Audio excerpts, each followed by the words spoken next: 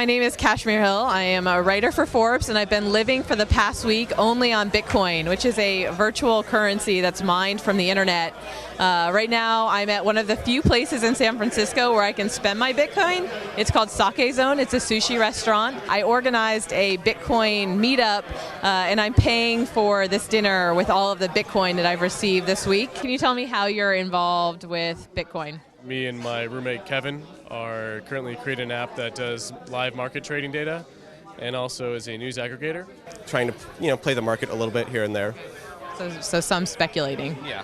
I'm trying to find better things to buy locally and stuff, which is proving a little bit hard. During the course of this week while I was living on Bitcoin, their store actually started accepting the currency, which was really a lifesaver for me because there weren't many places where I could get food. I read your article and said, oh, this is just terrible. Like, there should be somebody who has, everyday products that you can eat. The Internet Archive is a nonprofit library, lives and breathes the internet. When we were doing our fundraising, people said, can we give you Bitcoins? And we got about $2,000 worth of Bitcoins. That was kind of interesting. Then the next year, just 4 months ago, we got about $6,000 worth. So we offered to pay our employees in Bitcoins. And it turned out that 1/3 of our employees said yes. What do you think about the prospects for Bitcoin success? There has to be a really good reason for it, and in this case there is. Merchants pay a very, very high rate of cost to either handle cash or handle credit cards. And people who think that cash is free have never had to pay staff to count it, to move it, and deal with all the safety issues with cash, and all of that goes away. Bitcoin is basically free. If a business is international, then it allows them to accept payments from anywhere in the world, and there's no risk of chargeback fraud as well. I think it's the local currency of the internet. First you had gold coins, then you had fiat currency, then you had credit cards and paper and checks and everything like that, and now you have Bitcoins. So it's really the final step in currency.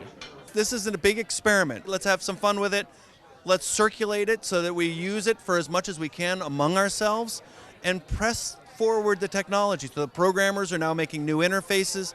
It's where the World Wide Web came from, is very much feeling like what this Bitcoin thing is. I think the future is really bright. There's a really vibrant ecosystem that's coming up around this digital currency.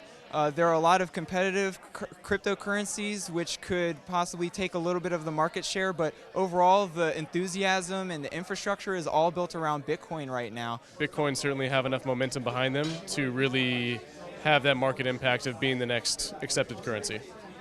So right now I'm waiting to pay the bill at the sushi restaurant. The currency is not that stable.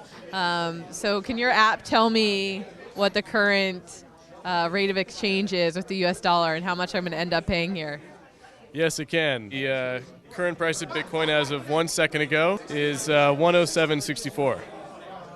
So it's falling. This sushi dinner is going to be a little bit more expensive than I expected. For today's transaction, we input an amount of the sales. This will tell 8.862. This is my blockchain wallet, and I'm going to scan from his QR code to pick up his address for the transaction. I'm going to plug in the amount of Bitcoin I owe and return, and I'm just going to send a payment.